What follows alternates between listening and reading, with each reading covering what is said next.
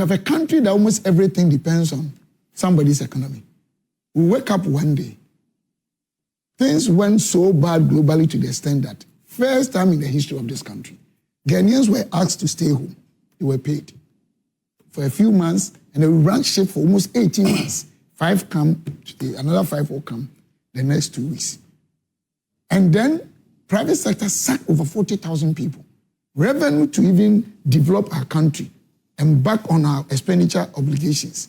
We had a shortfall of about 12 billion. We had to rely on borrowing, debt financing.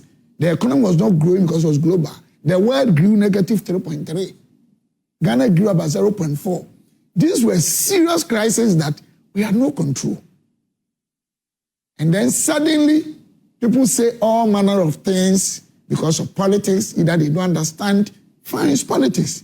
But what are we doing to this generation? Yeah, but are you referring to... No, I will not sit here. No. I'm talking about general things. Don't play this because I understand this game too well. Yeah, man. You are not... Yeah, man. You see, but you give me the opportunity to remark. You give me, I will not take this. We are all doing... If you say, if you fear God, who is not afraid of God? I'm not talking about... It is me. It is me that... I just spoke. Nobody has spoken here. Me and you and Duncan, Amwa, have been doing this discussion. You have not been taking part in the discussion. So if I speak and immediately you come and say that if you speak to, if you fear God, if you understand, I'm not saying we should call experts. Okay, who is an expert in this? So let him land. We are discussing. No, it's not good. It's not good. This business you are doing. First of all, even having a discussion. When I started my discussion, say if I knew this was what. Yeah, because they didn't ask me to come and talk about this. It's not you. So let me give you. Okay. I'm very offended because I'm also not interested in doing this program with you. Okay. I'm not saying I'm not interested. Because for you to come and sit here, everybody, you see I'm in black. You know the funeral that I'm just supposed to attend. Gentlemen, let me go to Duncan. Yeah, I get. So, gentlemen. Yeah, okay. So, yeah, we'll go there. You take kudos to Ato Forson, isn't it? For the intervention. It's working, isn't it, for you, Doc? Sorry, before then, my regards to our viewers and listeners this very morning, and thank you for this opportunity. I think when we are discussing issues of national concern or tenacity, we need to be very careful as a country and try to change. We seem to be dealing with the cliche, and it hasn't worked for us, that we always want to, just as one of the, I'm surprised, the young guys, almost everything each of them said was very important. And I think they've done very well. But you and I know that what they said, we've been saying this for almost 40 years. Long-term solutions, impact on us, stop doing politics, MPP time is MPP, NDC time. Has it worked for us as a country? Has it? If we really want to praise Dr. Ato Forson, my greetings to him, and Sammy Gyamfi, they are all my brothers. We are together. It doesn't matter our political differences. We should be, as a country, be able to do proper analysis, deal with the independent variables when it comes to the dependent variable being the fuel prices or price in Ghana, and pick each of the underlying variable and say that, okay, we made this specific decision. It has impacted this. We should stop this wishy-washy praising or blaming. When you go down, it might not be what you're talking about. I don't know if you understand. That prices may not be sustained. I am an external stakeholder as of now. I don't think I'll have all the relevant pieces of information my brother Duncan was giving, has, or even now what Ato or Sammy Gyamfi might have had, especially now that I'm fully engaged in moving up and down, all these things. But trust me, what goes into these things? You're talking about world prices.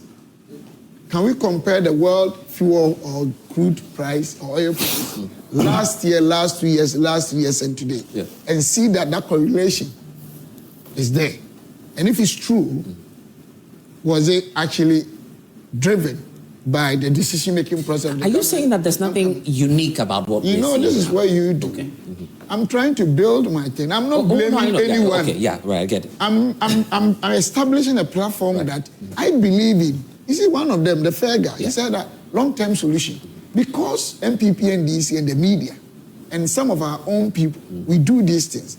If you don't take it, Ghana will not go anywhere. I mean, but Doc, if you were to be in power, you would have taken credit for what's happening now if it were to be your tenure. They are still not taking what I'm saying.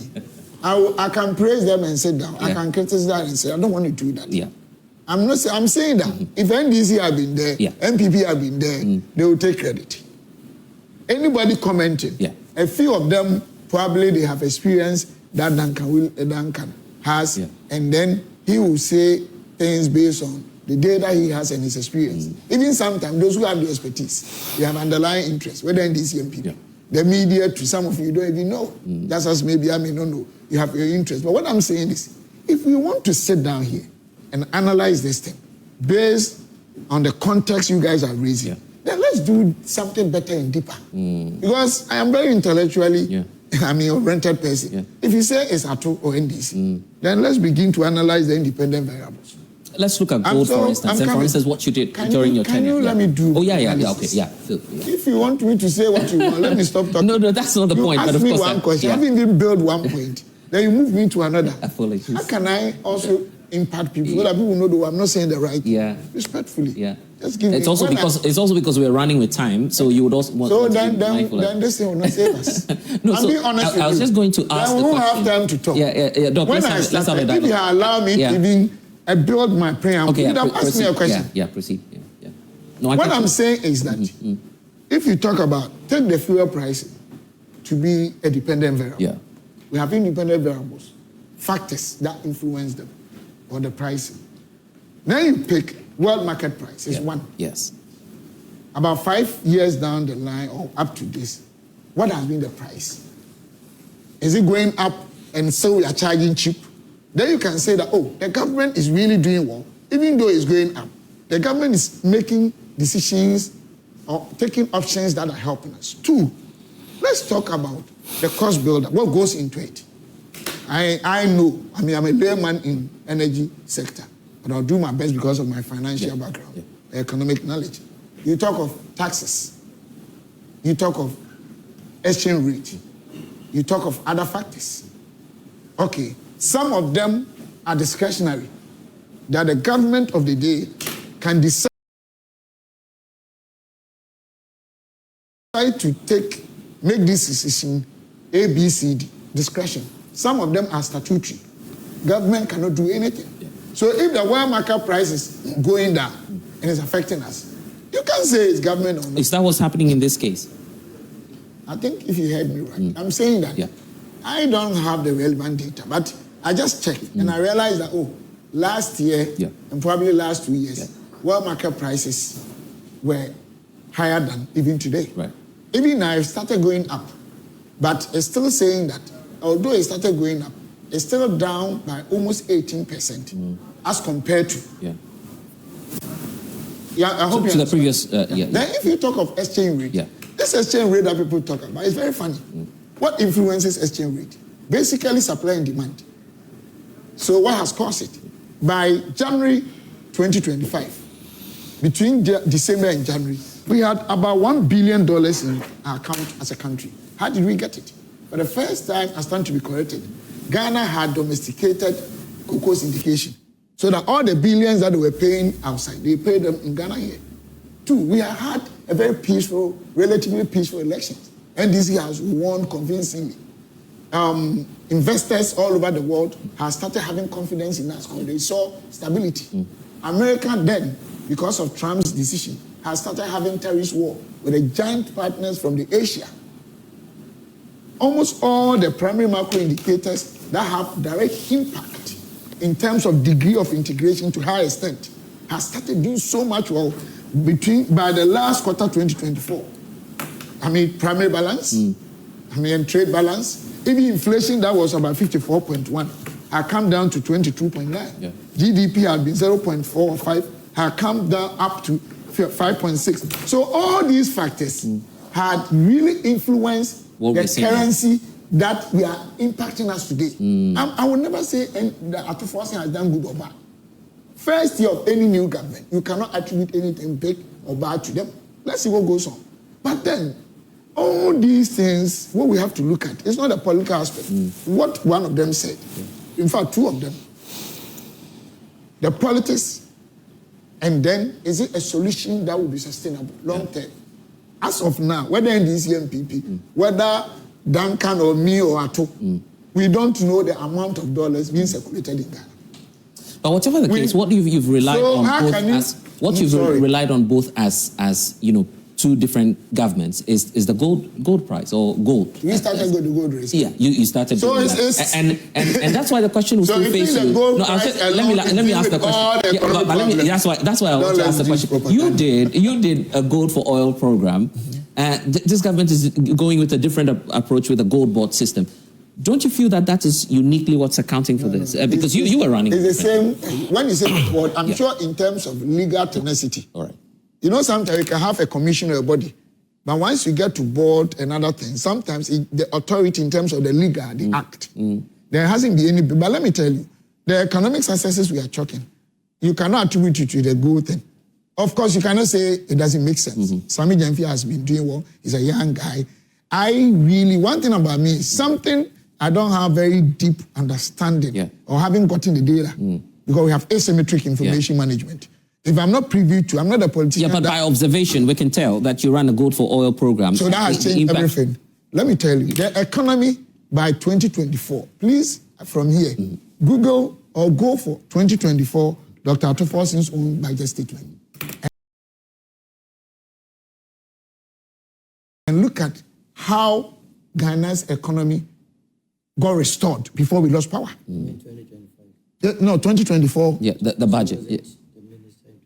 You mean the first budget? You mean the first budget of the they started what they met. Thank you, sir. Yes. So what I'm saying is that in this country we run what is called defensive market economy.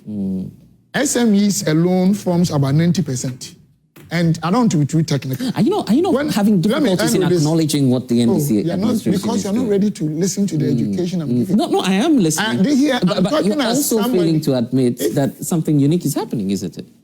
You want to do politics. No, I want to explain as somebody. But can you really take out the politics from this? When I'm trying to make a point that we can all learn from, then you throw me somewhere. No, but I have to ask you the questions as well. Because when you ask me questions, let me land. I was trying to explain a good point. Yes. Let me land, then you ask me. You're not even letting me land. The point I'm making is that the impact of any economic indicator in our country, there's a lag period. It takes a long time because our market is basically SMEs. So what you started is now impacting the country. Exactly. But it doesn't mean Ato and the government, they are doing bad. Right. No. Okay. Right now, if we are even asked just percentage of what this government had done as a percentage of our GDP, ask you what even all the great policies they say they are bringing, they haven't even started.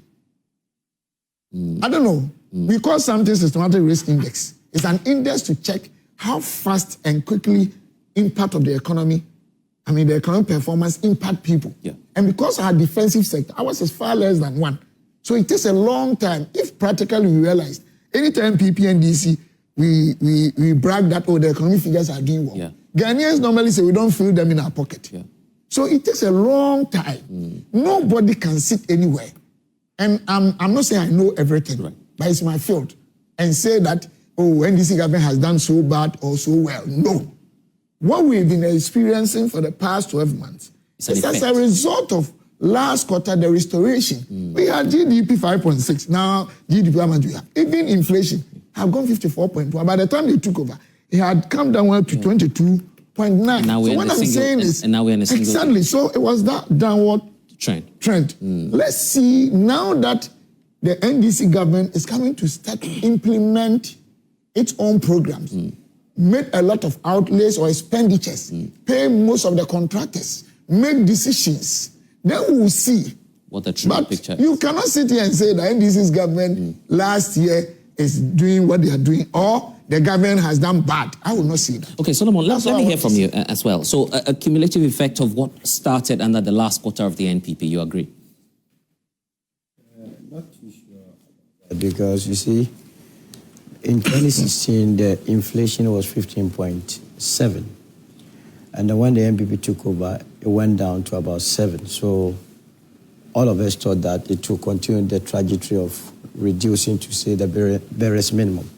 However, it shot up to as high as 54%. You understand? Yeah, 54.1. Now, what were the factors? We were told that there was a Russia-Ukraine. You understand? As we speak, there is Russia-Ukraine. Are you with me? And it has even heightened. Is it the same? It has even heightened. Oh, okay. As we speak now, Putin and then Zelensky. The assassination attempts on Zelensky's life for the last couple of months is amazing.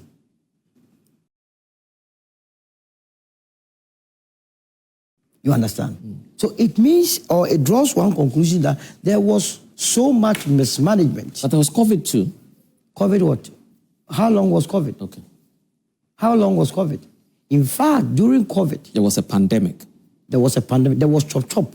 That was what led us there. Remember, we were told that they used 54 million cedis to cook food for you and I to eat. Did you eat? So the last I asked you. You said you never. Yeah, but why are you asking? Why are you always asking me? But you know I got the rice. I mean, I asked your studio guests. They said they never ate. For this discussion. Oh, but STICKA. Not you. I'm not talking. No, but this is so much unfair to my community. Not you. No. It is. Then all of us, let's get up because you are no. Boss, they invited me not for this. Absolutely, that is what I'm saying. Yeah. Because all right, then we'll get to the NPP politics. But I don't even want to discuss that. No, my brother. No, but it is so. The things you told me to come and discuss. But STICKA, you knew that, but you discussed it. No, but whatever the case, no, but you discussed. So you didn't. No, but I am speaking. Then I'm sorry. It's so sad. It's so sad. No, it's so sad. We'll get to the NPP politics. The truth of the matter is that the NDC can take the credit because at the end of the day, they are managing the economy. Look, in 2008, you understand, world market price of crude went as high as $120 on the international market. Yet, Ghana, we were buying a liter of diesel at 1 cedi.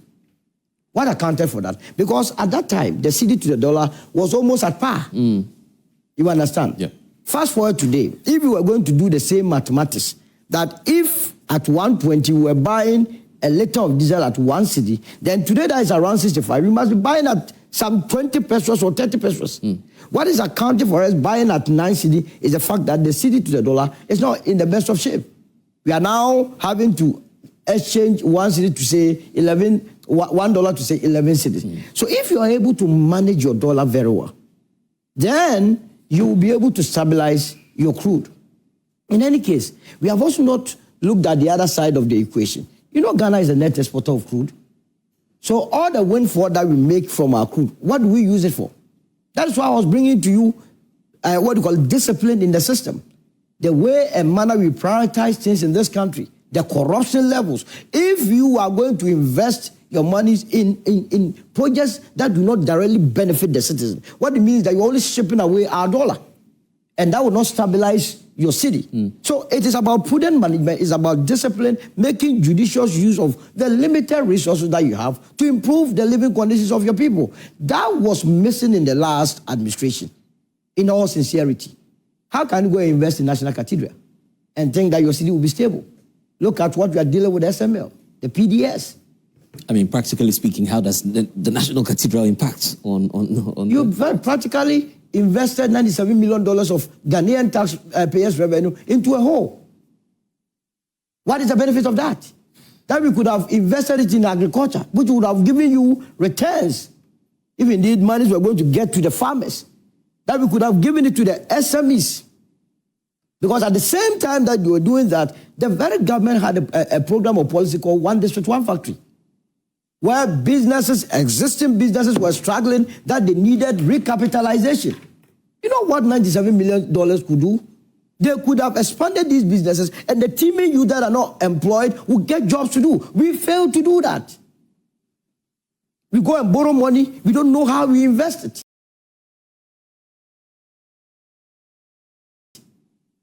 You understand? You have a national service, a secretariat, that all of us that we say 2.4 billion missing.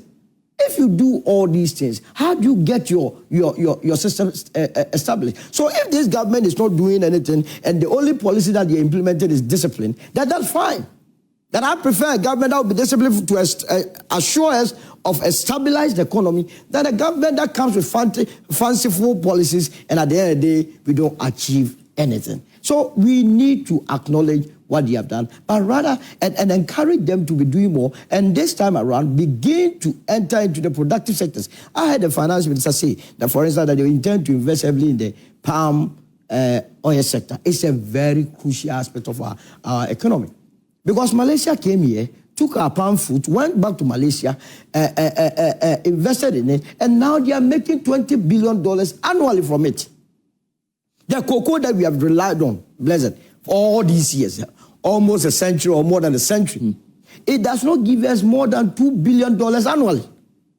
So why would we have the fertile land, the technology, even if the technology is not enhanced, that we could go and learn to come and invest in the palm plantation and we will sell. It's good you're raising this point, because the feeling is that government has been too reliant on gold.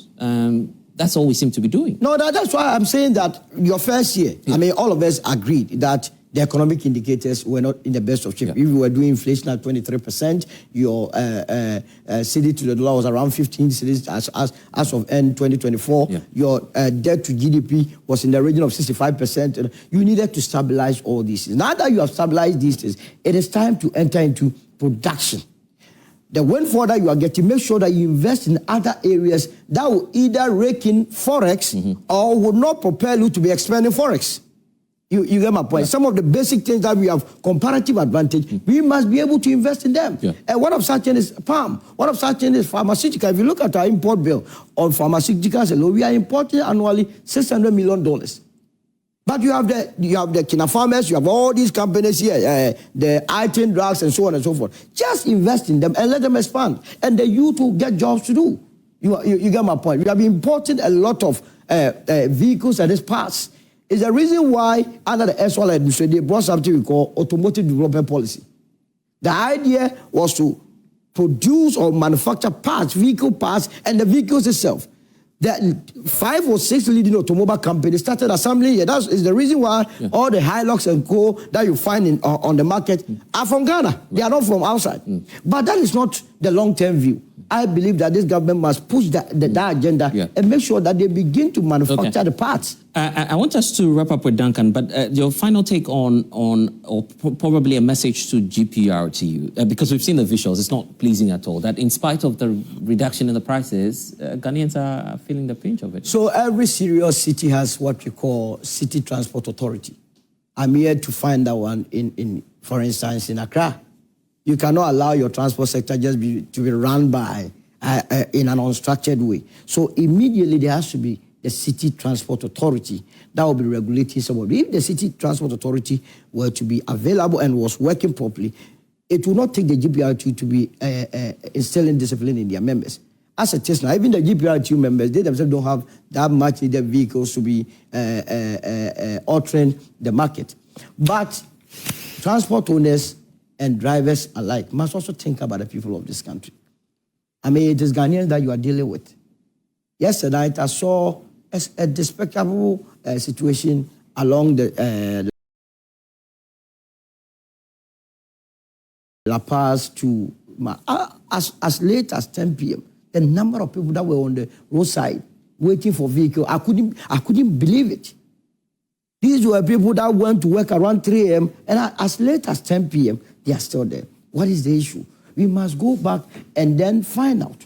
If it is that the cost of components, government can still reduce taxes for them to be fixing their vehicles to come on the road, fair due.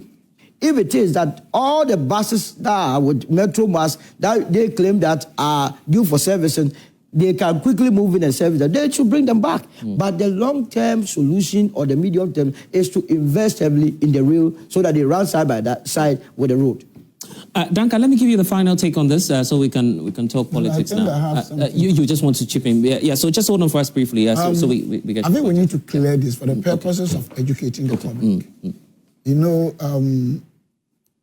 this issue about the economic crisis that we had, that we keep on deceiving the public and the young ones, is very unfortunate. Very, very serious. And I think Ghanaians, all of us, including me, if we claim it's God's country, those who have expertise, like where you are, you have expertise I don't have. My brother may have expertise I may not have. But let's try to create a platform that people will look at God. They understand areas and speak to the public. What's the important point? Because what I'm saying is that you have a country that almost everything depends on somebody's economy. We wake up one day, things went so bad globally to the extent that first time in the history of this country, Ghanaians were asked to stay home. They were paid for a few months, and they ran ship for almost 18 months. 5 come, another 5 will come the next 2 weeks. And then private sector sacked over 40,000 people. Revenue to even develop our country and back on our expenditure obligations. We had a shortfall of about 12 billion. We had to rely on borrowing, debt financing. The economy was not growing because it was global. The world grew negative 3.3. Ghana grew about 0.4. These were serious crises that we had no control. And then suddenly, people say all manner of things because of politics, either they don't understand. Fine, it's politics. But what are we doing to this generation? Yeah, but are you referring to... No, I will not sit here. No. I'm talking about general things. Don't play this because I understand this game too well. Yeah, man. You are not... Yeah, man. You see, but you give me the opportunity to remark. You give me, I will not take this. We are all doing it. If you say, if you fear God, who is not afraid of God? I'm not talking about... It is me. I just spoke. Nobody has spoken here.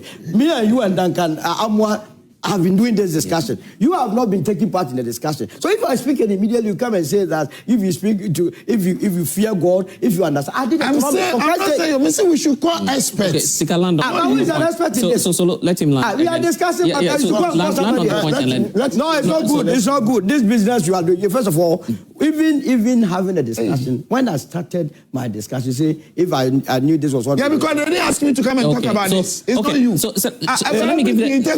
Okay. I'm very offended because I'm also not interested in doing this program with you. Okay. I'm not saying I'm not interested. Because for you to come and sit here, everybody, you see I'm in black. You know the funeral that I'm supposed to attend. Gentlemen, let me go to Duncan. Yeah, I get. So gentlemen. Yeah, okay. So yeah, we'll go there. We'll get there. Okay, gentlemen. It's okay. Duncan, let me give you the take now. Yeah, let me hear from you, Duncan. Duncan, you've heard the views, yes. Duncan, you've heard the views, yes. You've heard the views. But honestly, Doc, let me say this. Doc, hold on, Duncan, just a minute. Dr. Amar, this is the point. We don't see how we'll be having a conversation on the economy, and I mean, you're part of a panel, you might be talking about politics, and we would not want to hear from you on the economy because you were once a deputy finance minister. But what I'm saying is, you are so that's why we're just but you get my point. Understand what I'm saying. So I'm just saying to you. I'm from Kumasi. I get your point. You told me we are coming to do this. Yeah. I drove to here only to discuss things that you never called. Let me hear from Duncan. I mean, it's wrong. I can do serious politics here, which I don't want to. Nobody doing politics. Yeah, boss, I'm not talking. Duncan, let me hear. No, I'm giving you. Okay, gentlemen, just hold on. Let's listen to Duncan. Yeah. At the risk of being taken to the cleanest feather by my brother Stephen Amwa, let me say that Solomon Owusu and my hats off on this one. You see, it is easy to make excuses when you don't have your fundamentals in check. We hide behind COVID to insist there was a reason things got so bad. Bless, at the height of COVID, international market prices for crude, and for that matter, even finished products, had collapsed totally. It got to a point the U.S. inventories were now paying cargo to return. So we went into the negative. The bad government then, to have taken advantage of the situation, were caught limping.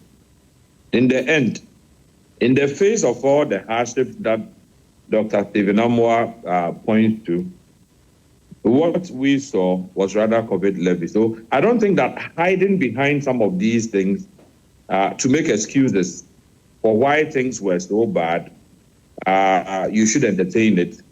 And at the same time, when some of us say that, look, blame the good performance of the Ghanaian city on some of the things that, for instance, Ato Forson, Sammy, Gyamfi, Dr. Esiama at the Bank of Ghana have done, then he says that we should interrogate.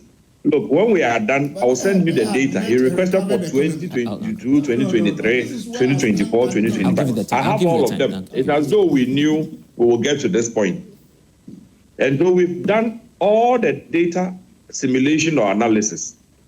I will share that with you so that at least you can put that forward to the public. But the truth is, if the currency had not done any better, the fuel pricing would not be any better because, one, you import in the dollar. You cannot allow the market here to buy or sell in dollar. So you sell to the city. That's where the exchange differential becomes key. And I have said this. There's almost a certain unspoken rule that says 1 liter to $1. And so why I said Solomon Owusu earns my respect. When he talks of 2008, 2007, we did redenomination. The cedi was almost at par with the dollar. So were fuel prices. And watch, when NPP had to exit in 2024, at the time the cedi was exchanging for about 15. The fuel price was equally around 15, 14.99. So look at it.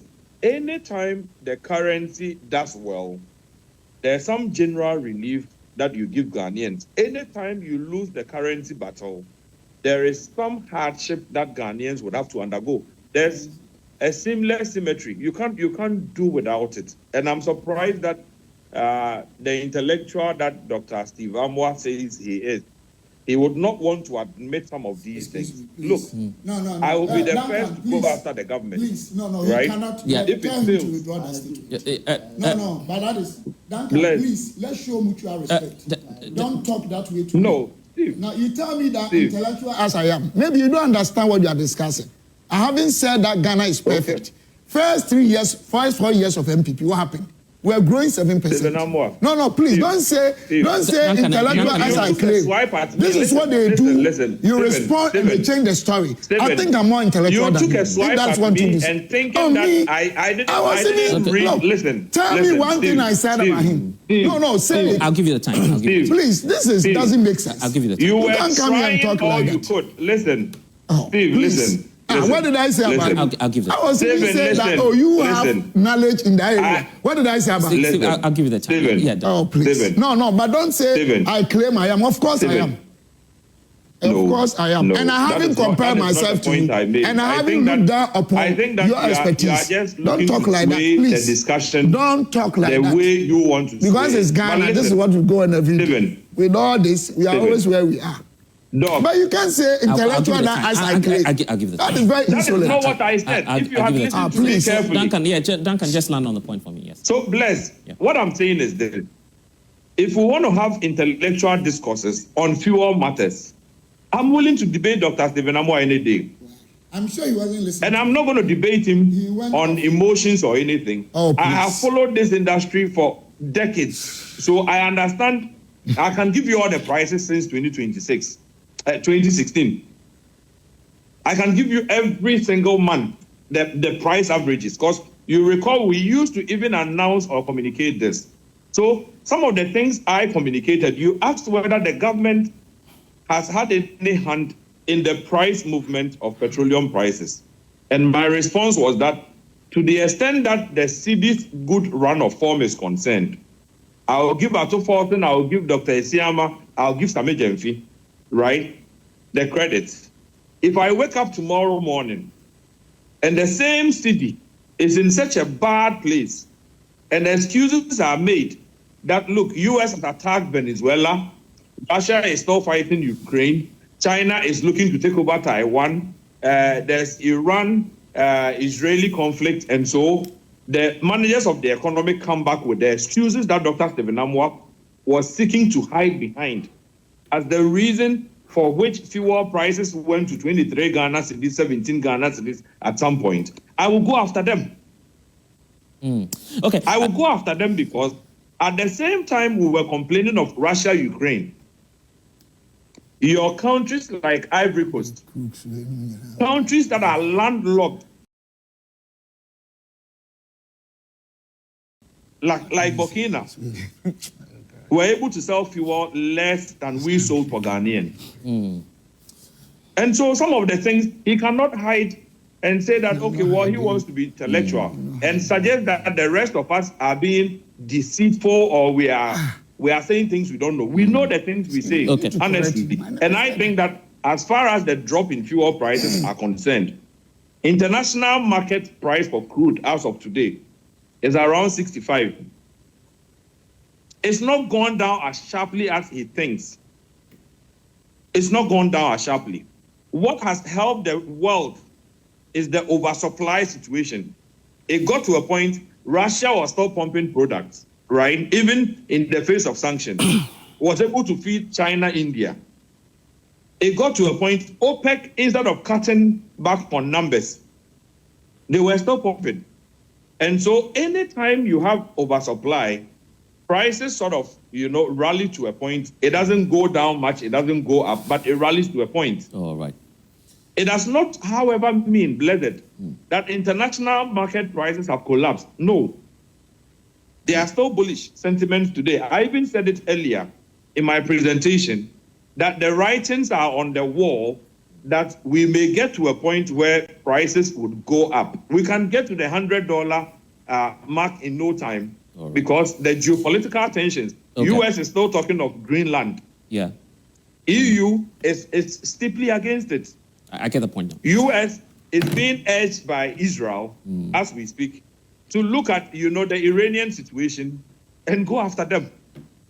If you have the critical suppliers like Venezuela, Iran, right, on the chopping table, it should be a scare for anybody. And I said that. I was surprised he had none of these things. Yeah. But the part that I said, for the currency bit that has been available, we should, give some applause to Ato Forson, applause to Sammy Gyamfi, applause to the Bank of Ghana governor. That he has a problem with.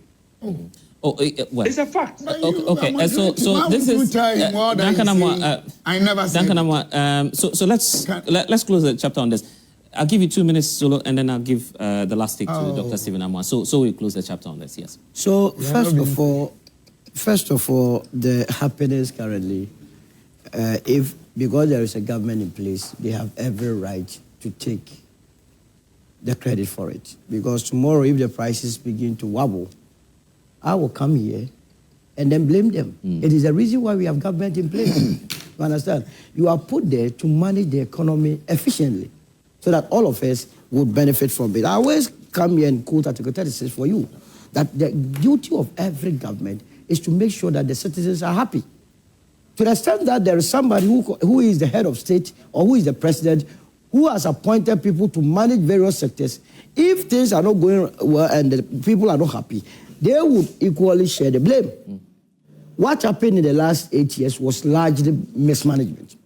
But during COVID, in the same way we are told that we could not mobilize 12 billion cedis in terms of tax revenue. Remember, we got close to $3 billion.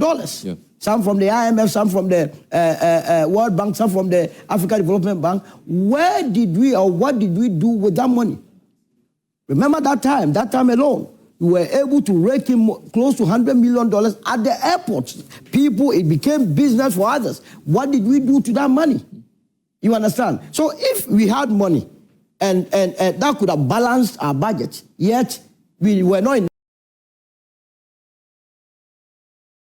that situation, and at the end of the day, things degenerated. Why would you then come back and say that it was because of external factors? Again, like Duncan was saying, prior to Russia-Ukraine, when COVID struck, international market, oil prices reduced significantly.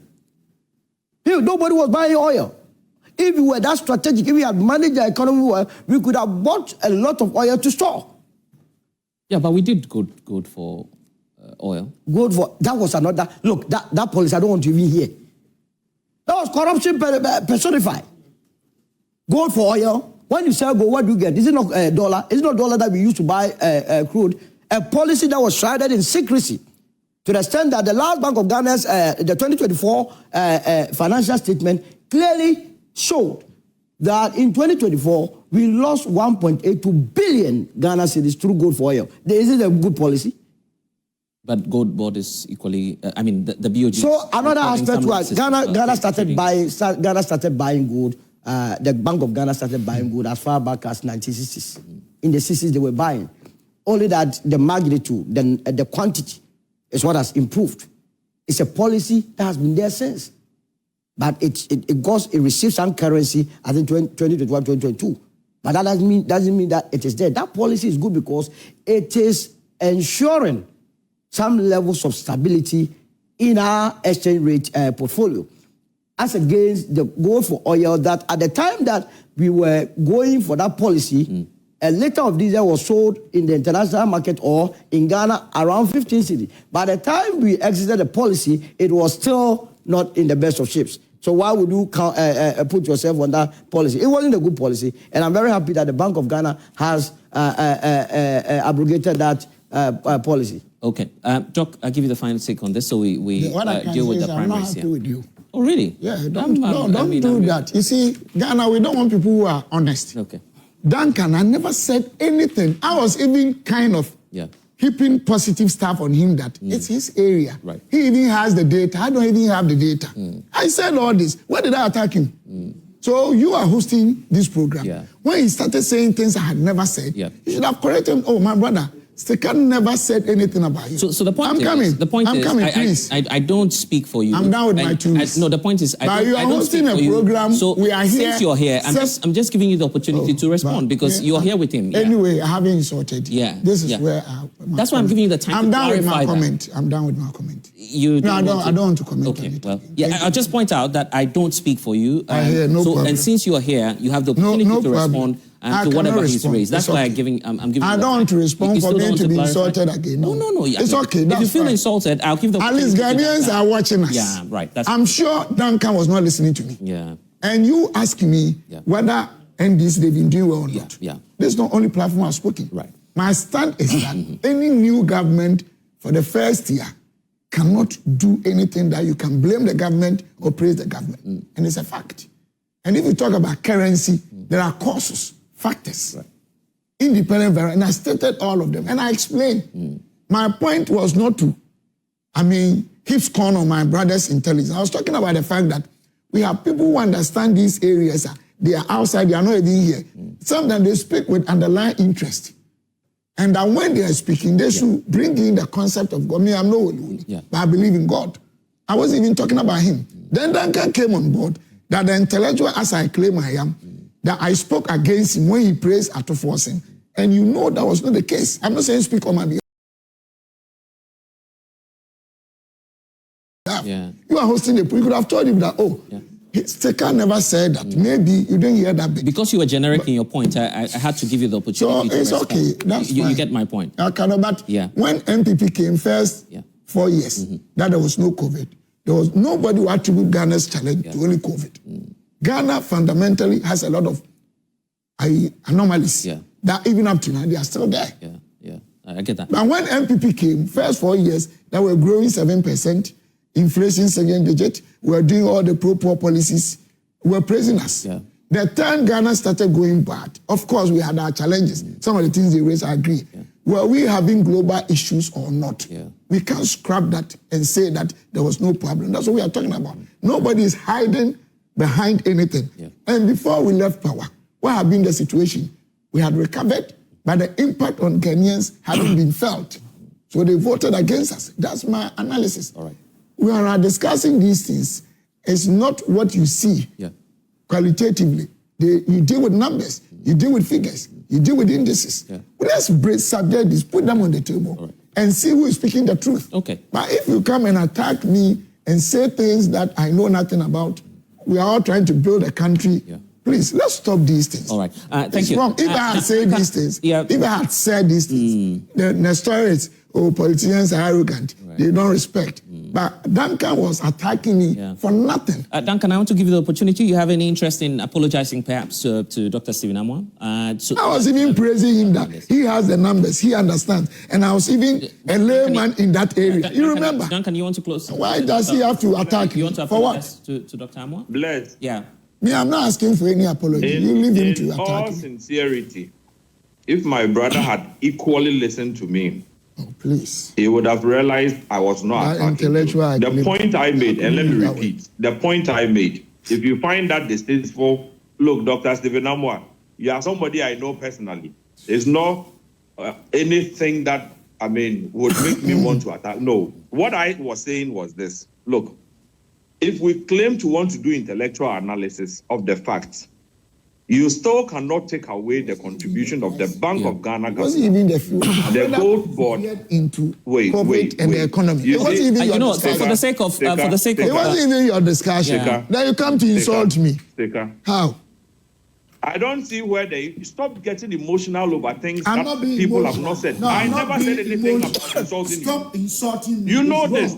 I'm not being emotional. Emotional over something. I could have used that. Let's allow the program to flow. Say worse things. Okay, Duncan Amoah, I want to thank you so much. Duncan, let me thank you. It's too early in the morning. Let me thank you for joining us. Of course. Duncan, it's okay. So Speaker feels slighted by what I said. I'm sorry. Okay. But it wasn't to denigrate or insult him. Right. Far from that.